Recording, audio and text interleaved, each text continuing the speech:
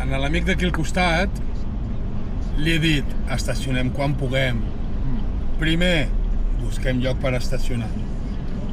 Hem trobat un lloc que és suficientment gros, anem senyalitzant, la furgoneta al darrere sembla que no es vol donar per enterada, bueno, tu posa marxa enrere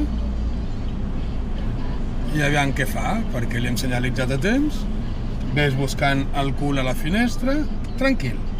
Marxa enrere, ves-te movent, primer el cul del cotxe referència a la finestra del darrere, va.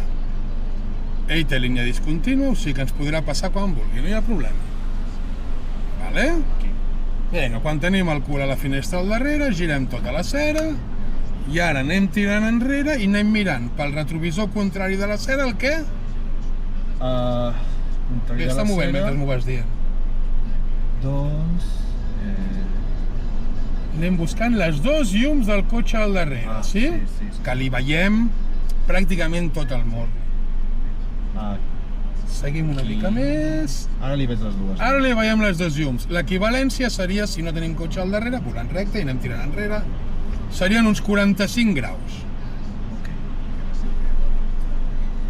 Tenim 2 minuts màxim per estacionar, per tant, si tot va bé, ens hauria de donar de sobres dins del vídeo. Vinga, tot a la dreta i endavant. I ara, importantíssim, mig metre endavant. Mig metre, una barra de pa, perquè tingueu una referència.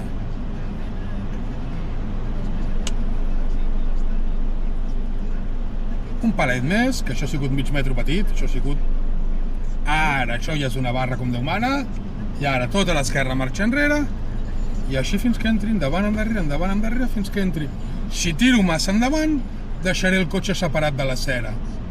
Sí? I no passa res per fer més maniobres, no hi ha inconvenient.